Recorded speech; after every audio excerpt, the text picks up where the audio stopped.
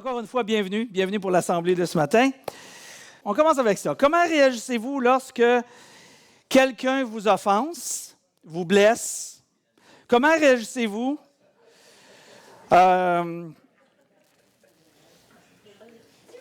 Quelqu'un qui vous laisse tomber, que vous ne vous attendiez pas, ou vous faites du mal, en quelque part, d'une manière ou d'une autre. Comment qu'on réagit?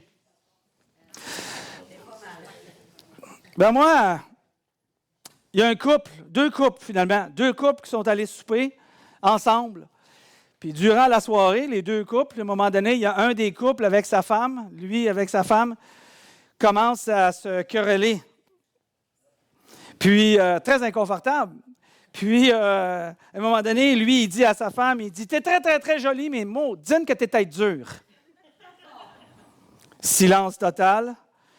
La soirée est finie, le couple s'en va chez eux. La semaine suivante, les deux couples se retrouvent de nouveau pour retourner encore ensemble au restaurant.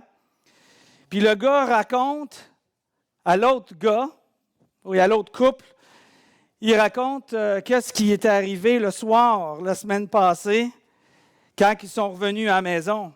Alors lui, il a dit à sa femme en revenant à la maison, il dit « Mon amour », déjà là, il commence mieux, il dit « Mon amour, je m'excuse d'avoir explosé ce soir. Puis je sais que j'explose trop souvent. Mais tu restes tellement si calme. Comment est-ce que tu fais ça? » Elle dit, c'est facile. Elle dit, c'est très facile. Elle dit, à chaque fois que tu exploses, mais moi, je vais à la salle de bain, je nettoie la salle de bain, puis je lave la cuvette des toilettes. Puis lui, il répond, il dit, tu laves la cuvette des toilettes. Puis il dit, ça t'aide? Elle dit, bien sûr, parce que j'utilise toujours ta brosse à dents pour nettoyer.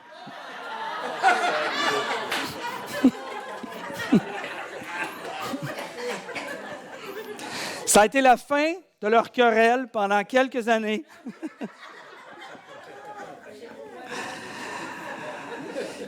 Quel traitement devons-nous appliquer pour réparer les relations brisées? Le traitement des brosses à dents ou autre? Puis évidemment, on va parler de l'autre que la brosse à dents. Parfois, pour réparer pour réparer les relations brisées, parfois, ça prend comme traitement quelque chose de simple. Même dans le contexte physique, il faut l'appliquer dans le contexte moral, social ou spirituel, si vous voulez. Parfois, de réparer nos relations, bien, ça prend peut-être juste un peu d'onguent.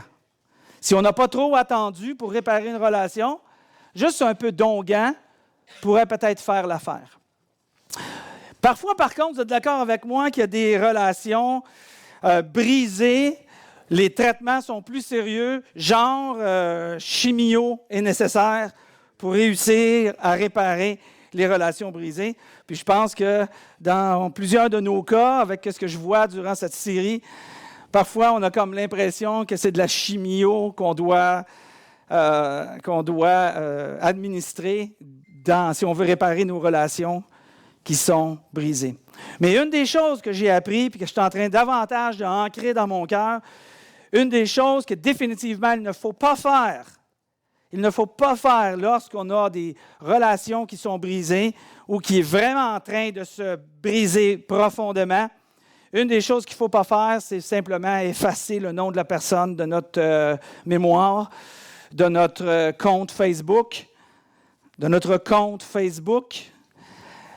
juste au cas où vous n'aviez pas compris que je parlais du compte Facebook puis d'effacer des gens, ou de les remplacer rapidement par d'autres, ou si on les rencontre, de les éviter. Définitivement, ce n'est pas la solution à prendre si on veut réparer des relations brisées. Puis encore une fois, je mets une nuance ici, puis je mets une bémol, parce que depuis quelques semaines qu'on a commencé cette série, ça nous brasse. Ça nous brasse. Je suis le premier à l'avouer, ça me brasse. Et j'entends beaucoup de témoignages, comme rarement j'entends des témoignages. Comment ça brasse les gens, comment est-ce que c'est difficile, parce que ça les remet en question, parce qu'ils pensent au comportement qu'ils ont eu, qui n'était pas dans la direction qu'on discute les dimanches depuis quelques semaines. Puis je réalise à quel point c'est difficile, pour moi comme pour vous, parce que j'ai des relations brisées, que je réalise que j'ai besoin d'investir pour les réparer. Mais quand on parle de ces relations brisées-là, la manière qu'on parle aujourd'hui, depuis une semaine, dans cette série, ce n'est pas pour réparer les relations toxiques, abusives ou dangereuses. Il y a une différence. Puis, les écrivains des textes bibliques font la différence de comment on doit gérer les contextes abusifs ou dangereux ou carrément toxiques. Alors, je parle plutôt des relations que nous avons d'une manière régulière. Okay? Alors, on poursuit notre série de messages qu'on a appelée « Prompt rétablissement ». Et cette série de messages-là a comme idée d'avoir un guide pour réparer les relations brisées. Ce n'est pas tout ce qui est possible de savoir sur comment les relations brisées, mais au moins c'est un départ. Et je prends la peine, moi aussi, de me remémorer les manières que Jésus nous a enseignées durant les dernières semaines pour être capable de réparer les relations brisées. Et cette semaine, avec beaucoup de fierté, j'ai écrit à 2 personnes que j'avais des relations brisées, puis je leur ai demandé s'ils ne seraient pas intéressés de me rencontrer pour avoir une conversation. Bien, il y en a une sur les 2 qui m'a répondu. C'est déjà 50% de la réussite. Alors, dans quelques semaines, je devrais aller rencontrer cette personne-là, que j'ai une relation qui s'est brisée abruptement, puis être capable de rebâtir peut-être quelque chose. Alors, je vous dis juste, si on a de la difficulté à faire, il y a aussi une satisfaction personnelle de dire « Wow, j'ai essayé », puis non seulement j'ai essayé, mais je peux avoir non seulement la satisfaction d'avoir essayé, mais aussi d'avoir un résultat. Puis là, je vais être capable de m'asseoir à cette personne-là puis jaser un peu. Fait que là, je vais lui dire toutes les fautes qu'elle fait, tout ce qu'elle ne fait pas comme il faut, puis qu'est-ce qu'elle aurait dû faire, puis en tout cas, vous savez comment je vais arranger l'affaire. Donc, c'est un guide pour réparer les relations brisées. Et vous savez comment ce que c'est? On est très bon à commencer des relations. Hein? Bâtir des relations interpersonnelles, on est très, très bon. On est un peu moins bon à les maintenir. Pas mauvais. On est un peu moins bon à les maintenir d'une manière générale. Mais je vois avec les années, après être 40 ans de vie chrétienne, 33 ans d'être pasteur, on n'est vraiment pas bon à les réparer. Alors, j'espère que ce guide-là va vous aider à réparer vos relations qui sont brisées. Et c'est malheureux qu'on ne soit pas très bon à les réparer parce que dans bien des cas, on est heureux dans la mesure où nos relations de base sont en santé. Très, très souvent. Alors, dans cette série, nous discutons des étapes progressives pour la réparation des relations qui ont été brisées. Puis on a comparé ça, merci à mon collègue de travail, Émilien, qui ne fait pas juste jouer de la guitare, il aussi prêche la parole de Dieu. Très bien d'ailleurs. Et on compare nos étapes à la guérison d'une maladie physique. Alors, les symptômes, puis après ça, les diagnostics. Puis aujourd'hui, on va parler du traitement. On va parler du traitement avec le message « Les meilleurs traitements ». Alors, les symptômes, on en a parlé. Allez voir sur l'Internet, allez voir les messages sont toujours là sur les symptômes. La semaine passée, diagnostic et aujourd'hui, les traitements, les meilleurs traitements. Les meilleurs traitements qu'on va parler, c'est le meilleur exemple qu'on pourrait trouver. Je vais commencer directement avec ça parce que des fois, on se demande où on doit aller pour trouver les meilleurs exemples. Et le meilleur exemple qu'on pourrait trouver, c'est celui que Jésus nous a laissé quand il dit « dans vos relations, les uns les autres ». Quand il parle de les uns les autres, il parle les uns et les autres. Ma femme dit souvent, le problème, c'est jamais les uns, c'est toujours les autres qui est difficile de réparer les relations. C'est pas fou comme idée. Dans vos relations, les uns les autres. Ayez en vous les mêmes sentiments qui étaient en Jésus-Christ. Je pense que c'est une base à s'établir. Si toutefois on cherche, on est ici de ceux qui veulent suivre Jésus dans sa vie de tous les jours, dans son quotidien. Si vous cherchez à suivre Jésus, c'est comme ça que Jésus, on va en parler, a fait et nous enseigne. Et c'est un peu la même chose que je vous encourage à le faire. Si vous n'êtes pas chrétien et de suivre Jésus n'est pas une priorité de votre vie, n'est pas quelque chose qui vous intéresse, et vous êtes ici ce matin parce que vous saviez qu'on avait des bons petits biscuits et des bons petits gâteaux. Hein? Je ne sais pas si vous avez vu la table d'Accès Bouffe ce matin, elle était comme très garnie. Merci beaucoup aux 3 filles qui travaillent là, mais aux 2 là en ce moment, aujourd'hui. Mais vous n'êtes pas chrétien puis vous venez juste pour ça, bien c'est correct. Il y a quand même des bons principes à aller chercher là-dedans que vous allez être capable d'appliquer dans votre vie, dans votre contexte de famille, social ou dans votre contexte de travail.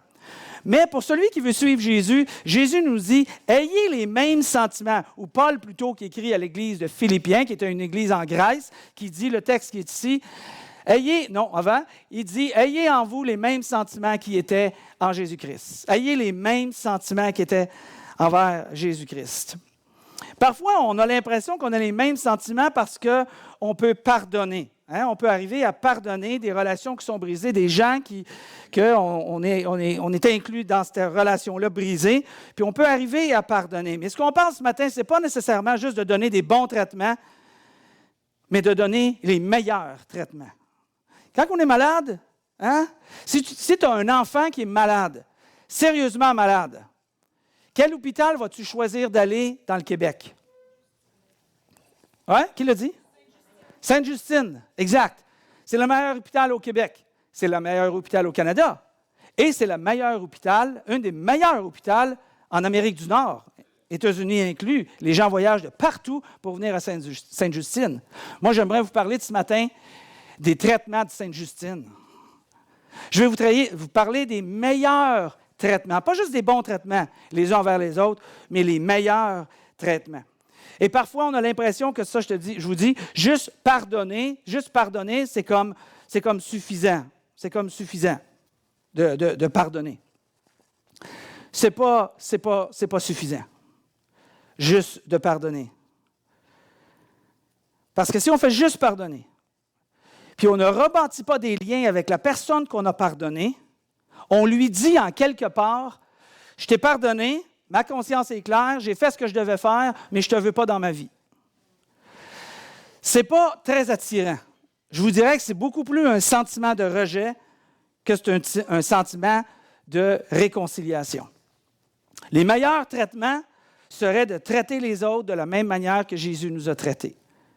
Et la meilleure manière que Jésus nous a traités, c'est comment? C'est dans l'amour. Et c'est pour ça qu'il nous dit « Ayez de l'amour les uns pour les autres ». Encore une fois, les uns les autres. Il dit « Ayez de l'amour ». Pas juste pardonner, mais aussi inclure l'élément de réconciliation entre des relations brisées. Il dit « Ayez de l'amour les uns pour les autres ». Et tout le monde, tous les gens qui regardent, tous les gens qui entendent, tous ceux qui vous connaissent, tous les voisins qui vous connaissent, tous les collègues de travail qui vous connaissent, les gens de votre famille qui vous connaissent, tout le monde saura que parce que vous croyez à Jésus, parce que vous suivez dans les pas de Jésus, tout le monde saura que vous êtes un disciple de Jésus. Tout le monde saura que vous voulez être un imitateur de Jésus-Christ. Tout le monde saura que vous êtes un petit Jésus, pour ne pas dire un petit Jésus. C'est ça, hein? C'est ça. Le monde va savoir. Les gens vont être capables de voir ça. Et c'est un élément qui est quand même important, que les gens puissent voir ça. Mais on ne le fait pas parce qu'on veut être vu. Mais parce qu'on le fait, les gens vont voir. Les gens vont voir. Ils vont s'étonner. Et il y a des gens qui peut-être que leur paix va être restaurée parce qu'ils vont développer une relation avec Dieu au travers de Jésus-Christ. Et comme vous et moi, ceux qui cherchent Jésus dans sa vie, vont commencer à suivre Jésus et vont commencer à administrer de bonnes relations, de bons traitements pour les relations les uns envers les autres, particulièrement les relations qui sont souvent les plus difficiles, qui sont les relations qui ont été brisées. Donc, l'idée principale à retenir ce matin, c'est ne pas infliger de mauvais traitements, mais plutôt administrer les meilleurs traitements. L'apôtre Paul nous a introduit justement dans cette idée du message, dans sa lettre aux Romains, à Rome. Puis il est en train d'expliquer à quoi ça ressemble d'avoir les mêmes sentiments qui étaient en Jésus-Christ en ce qui concerne les relations, nos relations interpersonnelles. Dans sa lettre, il adresse les problèmes de conflit que les gens avaient dans cette Église-là, les uns envers les autres. Bien oui, il y avait des problèmes de conflit les uns envers les autres. Ce n'est pas parce que les textes sont écrits dans la Bible, dans le Nouveau Testament, que c'était des gens parfaits, exemplaires à tout point de vue. Mais non, il y a des lettres qu'on écrit et on dit « Wouh, j'espère que mon Église ne deviendra jamais comme celle-là. » Alors, c'est pas d'hier, on est humain. On fait tous des manquements à quelque part. La beauté, c'est qu'on a les moyens d'être capable de les réparer parce qu'on entend, puis on comprend, puis on apprend de comment réparer les relations. Alors, Paul y écrit cette lettre-là, justement, de donnant des instructions relationnelles aux gens. Puis malgré qu'il donne des instructions comment faire, il ne connaissait pas les situations personnelles de chacun. Plus que ça, l'apôtre Paul, quand il écrit cette lettre-là à Rome, il n'avait jamais été à l'Église de Rome. Ce n'est pas lui qui a fondé l'Église de Rome. Ce n'est pas lui qui a été le pasteur de l'Église de Rome ou l'implanteur d'Église. Il n'avait jamais été. Mais il donnait quand même des instructions et des traitements à faire pour justement, lorsque les situations, les relations sont brisées. Je dis ça parce que peut-être vous allez dire, « Ouais, mais François, puis là j'entends là, de semaine en semaine avec vos messages, vos commentaires, vos téléphones, vos courriels. J'apprécie, merci beaucoup de me partager, de me faire confiance de cette manière-là. Et ça me donne aussi un feeling de comment on réagit par rapport aux différentes séries, particulièrement cette série de messages-là. Puis les gens me disent, « Oui, mais François, tu ne comprends pas la situation dans laquelle que moi je me trouve. » Et les gens disent tous que c'est juste impossible d'arriver à changer la situation.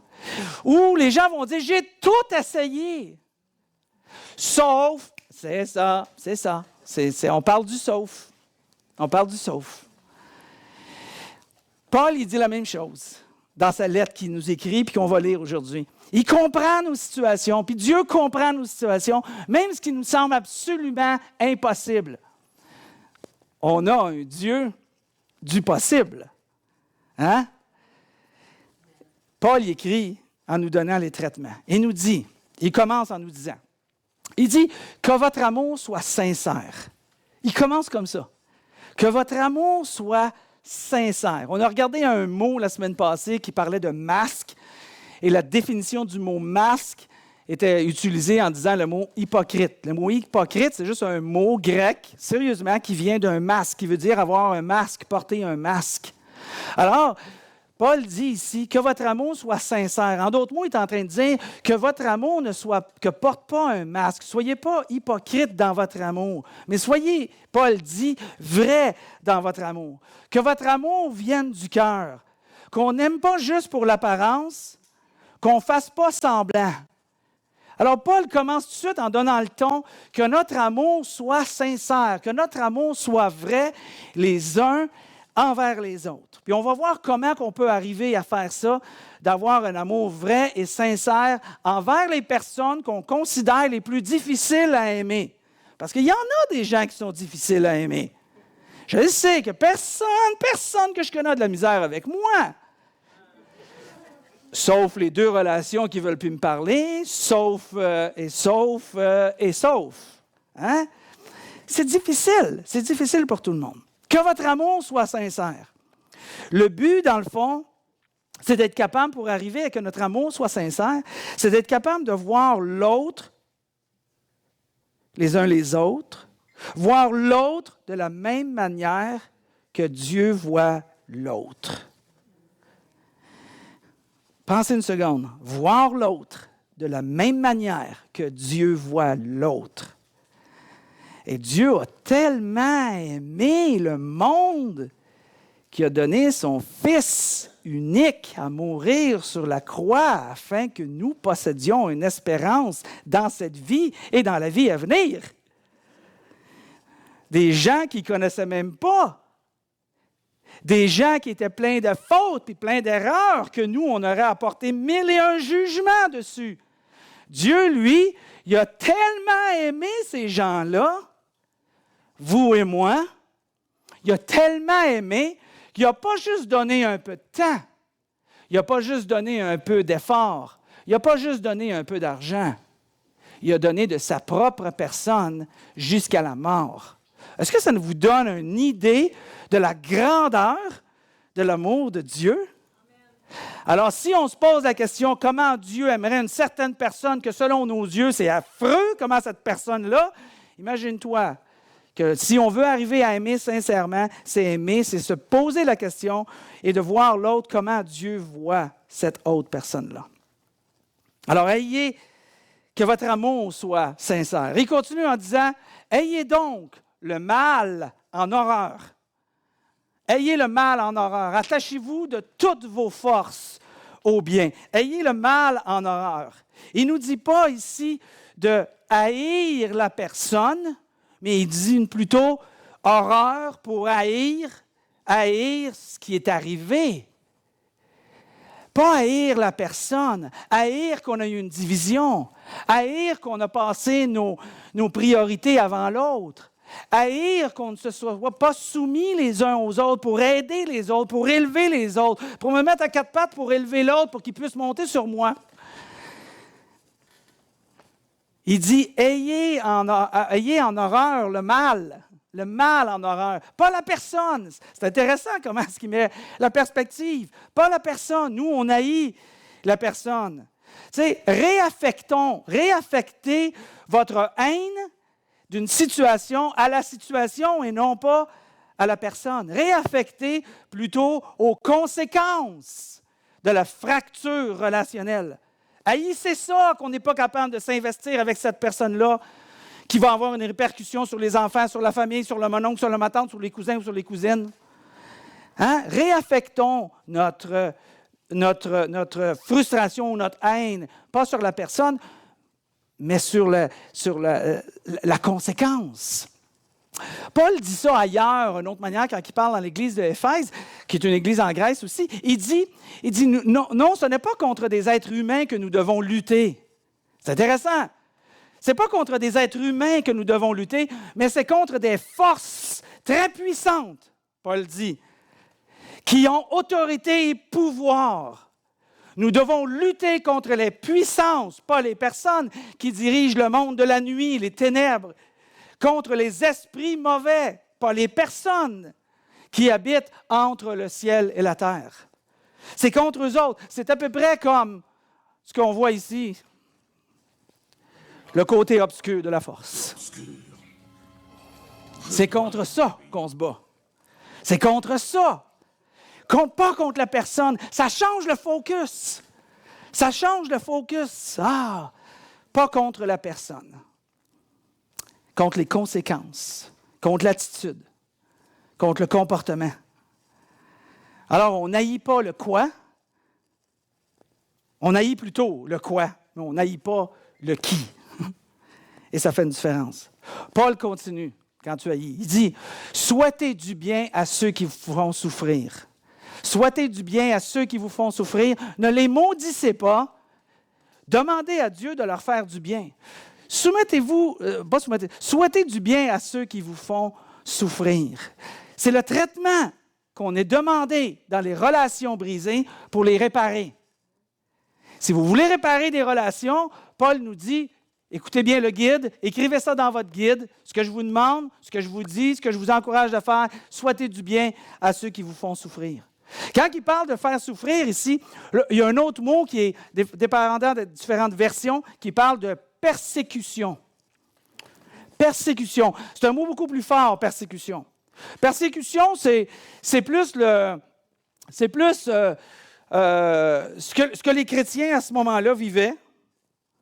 C'est que parce qu'ils s'affirmaient comme étant chrétiens, parce qu'ils aimaient Jésus-Christ, parce qu'ils voulaient suivre dans les voies de Jésus, l'empereur Néron, qui était là à ce moment-là, au pouvoir à Rome, il prenait les chrétiens, puis il les mettait dans une arène, puis il mettait des animaux qui mouraient de faim, des lions, puis il les faisait dévorer, puis le monde applaudissait. Puis c'était un bon spectacle. Puis le monde écoutait ces choses-là. Et c'est de même que les chrétiens étaient traités. C'était le traitement que Néron affligeait aux chrétiens. C'était ça. Ça, c'est la persécution. Alors, quand Paul dit, on comprend là, l'attitude de Paul, il dit, souhaitez du bien à ceux qui vous jettent dans l'arène. Attends une minute, Paul, là. Attends une minute, là. Je veux bien être Jésus, suivre Jésus, là, mais il ne faut pas t'exagérer, là. Tu sais, je n'irai pas ramper à terre, là. Je n'irai pas jusqu'à aimer mon prochain, jusqu'à même celui qui me jette dans l'arène, là. Ça n'a juste aucun sens, Paul. Paul donne l'instruction. Souhaitez du bien à ceux qui vous font souffrir. Ne les maudissez pas. Quoi? Ne les maudissez pas? Tu ne sais pas ce qu'ils ont fait à ma tante. Tu n'as pas idée comment ils sont venus chercher mon garçon de 12 ans, puis qu'ils ont demandé de blasphémer, puis de parler contre Jésus, puis ils l'ont forcé. Il a été troublé, effrayant. Tu n'as pas idée, tu ne comprends pas, Paul, la situation. Paul, il dit, vous voulez avoir les mêmes sentiments qui étaient en Jésus-Christ? Et voilà les mêmes sentiments qui étaient en Jésus-Christ. Si ton ennemi a faim, donne-lui à manger. S'il a soif, donne-lui à boire. N'agis pas comme les gens qui ne suivent pas Jésus-Christ. N'agis pas comme la culture qui s'est éloignée de la foi en Jésus et en Dieu. Si ton ennemi a faim, donne-lui à manger. S'il a soif, donne-lui à boire. Et pour ceux qui sont victimes d'une relation brisée et qui aimeraient que ça soit réparé entre frères, entre sœurs, entre amis, entre enfants, qu'est-ce qu'il faut faire? Paul dit sur la fin, il dit, ne les maudissez pas, demandez à Dieu de leur faire du bien. Demandez à Dieu de leur faire du bien. Quoi? Tu veux que je prie pour des gens qui me font du mal ou qui font du mal à ma femme? Hey, pour moi, ça serait ma femme ou mes enfants. Ceux qui ont une femme, un mari ou des enfants, c'est du impossible. Dans ma tête, c'est comme du impossible. Touche à ma femme, fais mal à ma femme, tu me fais mal en 3 petits points. Touche à mes enfants, tu me fais mal en 3 petits points. C'est vraiment, vraiment difficile. Et alors, qu'est-ce qu'il me dit? C'est quoi le traitement que je dois infliger? Ou plutôt administrer? Demande à Dieu de leur faire du bien. Demande à Dieu de leur faire du bien. On dit souvent, je ne sais pas si vous avez découvert ça au fil de votre vie, si vous êtes plus vieux, vous avez sûrement découvert ça. Les personnes qui sont blessées, c'est ceux qui blessent les autres. Si on continue à blesser les gens vont continuer à blesser les gens. Alors, ça ne sera pas aimez-vous les uns les autres, ça va être blessez-vous les uns les autres. Mais si on arrête le cycle, puis on commence à aimer celui qui n'est pas aimable, si on commence à aimer celui qui est blessé, il va arrêter de recevoir un coup, puis il va commencer à aimer au lieu d'être blessé. Puis il va commencer à aider, puis à changer. Ah, c'est ça, Paul, que tu veux dire. Je ne l'avais pas vu de même, Paul. Je ne l'avais pas vu de même. Regardez comment ce qu'il dit d'agir dans ceux qui nous persécutent, ceux qui ont brisé nos relations. Quel traitement leur accorder? On a déjà une bonne idée, mais il continue en disant, partagez la joie de ceux qui sont dans la joie. Il parle de ceux qui nous persécutent, qui nous font souffrir, qui est dans une relation brisée avec nous. Hein? Il dit, partagez la joie de ceux qui sont dans la joie et les larmes de ceux qui pleurent. Quoi? Là, Paul est en train de nous dire de prier avec ceux qui pleurent. Mais il ne parle pas de prier, de pleurer et de me réjouir avec ceux qui sont amis avec moi. Tu sais, Yannick pleure, je vais pleurer. Parce que je suis proche de lui, parce que je veux son émotion, je veux bâtir avec lui, parce que j'ai quelque chose avec lui. Il va rire, je vais rire. Non, c'est pas ça. C'est pas ça qu'il dit là, ici. Là. Il parle de ceux qui te font du mal. Il dit, ceux qui te font du mal, pleure avec eux autres. Hein? Oui. Je veux que quand toi, tu sois triste, tu as une relation brisée, réjouis-toi pas. En d'autres mots, il est en train de dire, réjouis-toi pas du malheur des autres, parce que c'est ton ennemi. Tout un traitement. Juste ça, si on fait ça, là, on va être comme unique dans l'anneau d'hier. On va être unique dans l'anneau d'hier. Parce que quand on va voir un ennemi, quelqu'un qui est pas aimable, quelqu'un qui est facile à mettre un jugement dessus, puis il arrive quelque chose de mal, on ne dira pas, tant pis pour toi. Tu le mérites. Tu le mérites. J'essayais de pratiquer ça cette semaine. C'est difficile. C'est difficile. Je vous ai dit que c'était difficile? Parce que celui qui nous fait du mal, on dit un petit peu dans le coin de notre cœur, tant pis pour toi. Peut-être que si tu avais resté proche de moi, peut-être qu'on serait restés amis, puis ça ne te serait pas arrivé. Puis on a une espèce de petite satisfaction d'un malheur de quelqu'un d'autre. C'est très humain. C'est très humain. Mais on n'est pas obligé de rester là. Hein? On n'est pas obligé de ne pas apprendre autre chose que ça, mais plutôt à apprendre, comme Paul nous dit, de aimer le moins aimable, puis de se réjouir, même si c'est ton ennemi, avec quelque chose de bien qui arrive. De toute manière, tu es supposé te réjouir. Tu viens de prier à Dieu pour qu'il arrive quelque chose de bien. Si tu pries à Dieu pour qu'il arrive quelque chose de bien, il va arriver quelque chose de bien. Paul dit, réjouis-toi qu'il arrive quelque chose de bien. Puis s'il arrive quelque chose de mal, bien, sois attristé, parce que ce n'est pas son malheur que tu veux. Tu veux qu'il découvre la foi. Tu veux qu'il suive Jésus. Tu veux qu'il se réconcilie avec toi. Tu veux lui faire bénéficier de qui tu es. Hein? Alors, Paul nous dit que la noirceur ne peut chasser la noirceur, seulement la lumière peut faire ça. Et Paul continue en disant, dans les traitements qu'on se administre les uns les autres, il dit, ne répondez jamais au mal par le mal, cherchez au contraire à faire ce qui est bien devant tous les hommes. Paul, il dit, cherchez à faire ce qui est bien devant tous les hommes, ne répondez pas le mal pour le mal. Il est en train de dire, ne vous vengez pas, ne vous vengez pas. Le traitement qu'on doit administrer les uns envers les autres dans nos relations brisées, ce n'est pas la vengeance. Jésus a dit ça d'une autre manière. Il a dit, tendre la joue. Vous avez déjà entendu parler de ça? Tendre la joue? Tendre la joue, Jésus a dit, eh bien moi je vous dis, ne résistez pas à celui qui vous veut du mal. Au contraire, si quelqu'un te frappe sur la joue droite, tends-lui aussi l'autre.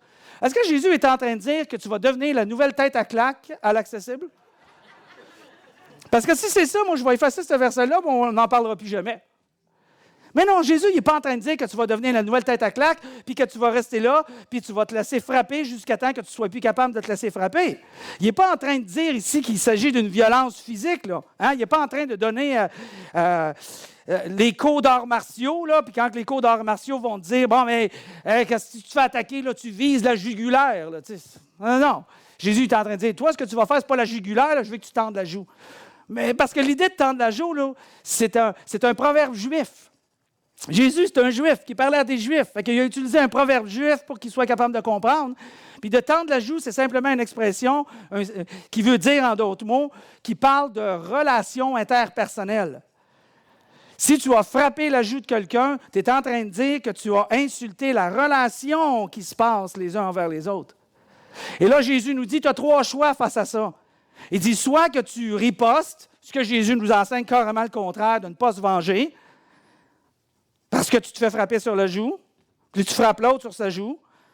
Ou bien il dit de l'autre chose, il dit non plus, tu ne restes pas là à te faire frapper, parce que rester là à te faire frapper, bien, ça ne va pas réparer la relation avec l'autre. Au contraire, tu vas perdre de l'affection envers l'autre, puis à un moment donné, tu ne seras même plus intéressé à rien avec cette personne-là. Non, ce n'est pas ça qu'il dit. Il dit tends l'autre joue. Ce qu'il est en train de dire, ce n'est pas de recevoir plein de claques, il est en train de dire de rétablir la confiance. Tu dis à l'autre, je veux rétablir la confiance qui est brisée entre toi et moi. C'est ça que Jésus est en train de dire. Il n'est pas en train de dire qu'on veut recevoir une claque, puis une autre claque, puis une autre claque. Ne faisons pas les choses à moitié. Ne faisons pas les choses à moitié, mais plutôt dans les instructions, puis dans le traitement que Jésus nous enseigne de faire. Tendre la joue, c'est aussi pardonner. C'est aussi pardonner les uns les autres. Mais pardonner, c'est juste une partie du traitement. Arrêter à pardonner, c'est un traitement incomplet. Puis un traitement incomplet, qu'est-ce qui se passe si tu as un traitement incomplet? Tu risques que la maladie revienne. Hein? Jésus nous dit, je ne veux pas juste que tu pardonnes, je veux que tu donnes le meilleur des traitements. Le pardon, c'est juste une partie du traitement. Le pardon, c'est un moyen pour parvenir à une fin. Cette fin-là, c'est la réconciliation, la restauration de la relation qui est brisée. On pardonne, mais on va plus loin. On pardonne, mais on cherche à rétablir une communication envers les gens. Encore une fois, je ne parle pas de toxique, abusif ou carrément violent. Je parle dans nos relations de base régulières. Souvenez-vous de ce que Jésus a fait. Ce que Jésus a fait, il nous a dit, et c'est ce qu'on a passé au travers de ça pour certains, que le pardon, c'est quelqu'un que tu rencontres avant que ce soit quelque chose que tu fais. Le pardon, c'est quelqu'un que tu rencontres avant que ce soit quelque chose que tu fais. La rencontre avec la personne est bien plus importante. Ma relation avec Jésus a commencé parce que j'ai rencontré Jésus. J'ai découvert Jésus. J'ai découvert qui il était. Et j'ai su après qu'il me pardonnait pour tous mes fautes, toutes mes erreurs, présent, passé et futur. Puis il me dit, on recommence, puis on apprend, puis on bâtit des relations, puis on répare des relations. Maintenant, et je termine avec ça. Si tu entends des choses, si tu entends dans ton cœur, tu te dis, je ne suis pas capable de faire ces choses-là envers une certaine personne. Je ne suis pas capable d'arriver à réparer cette relation-là envers une certaine personne. Ça fait trop longtemps. Ça a été trop profond. La division est trop grande. Je vous encourage à faire cette prière. Cette prière, c'est marquer le nom de la personne dans votre tête, dans votre cœur, là, sous la ligne, puis écrivez le nom qui apparaît dans votre cœur en ce moment. Cette personne-là que vous voudriez qu'il y ait une relation rétablie ou réparée. Parce qu'on ne sait jamais qu'est-ce que Dieu va faire d'une relation qui va être réparée. Et pour vous, et pour les relations de cette personne-là qui a des relations qui ont été brisées. On ne sait jamais jusqu'où ça va aller. Dieu a un plan beaucoup plus grand que juste nous, que juste moi avec mes relations brisées. Aide-moi à voir, et marque le nom de la personne dans ta tête, dans ton cœur. Aide-moi à voir un tel, une telle, de la manière que toi, Dieu, tu la vois, cette personne-là, ou tu le vois, cette personne-là. Aide-moi à le voir comme ça. Et 2, aide-moi à ressentir ce que tu ressens pour cette personne-là. Aide-moi à ressentir ce que tu ressens pour cette personne-là. Qu'on le pratique cette semaine et dans les semaines à venir. Puis écrivez-moi comment que Dieu aurait peut-être répondu. Laissez-moi savoir. Envoyez-moi un courriel. Je vais lire vos histoires. Je vais m'en servir de vos histoires. Comment Dieu a répondu dans des relations brisées qui semblaient juste impossibles d'être réconciliées. Lorsque tu administres les meilleurs traitements, tu vas commencer à voir et ressentir les choses comme ton Père céleste le ressent. On va prier ensemble, parce qu'on en a besoin, parce que ce n'est pas facile, ça. Père éternel, on te remercie pour ta parole, encore une fois, pour ce temps ensemble. Aide-nous, Seigneur, parce que ça chavire nos idées, ça chavire nos émotions, ça nous remet en question, ça remet nos relations en question. Puis on se demande jusqu'où on doit aller, qu'est-ce qu'on doit faire, jusqu'à quel point, sans se mettre en danger. Aide-nous, Seigneur, dans cette prière qu'on s'est partagée ce matin. Aide-nous, Seigneur Dieu. Aide-nous à voir celui ou celle qu'on a de la difficulté avec, de la manière que toi, tu le vois. Aide-nous à ressentir ce que tu ressens envers cette personne-là qu'on a dans notre cœur en ce moment, au moment où on te parle, Seigneur. Afin qu'on suive Jésus, puis qu'on puisse s'administrer les bons traitements les uns envers les autres. C'est en Jésus qu'on te prie, Père. Amen.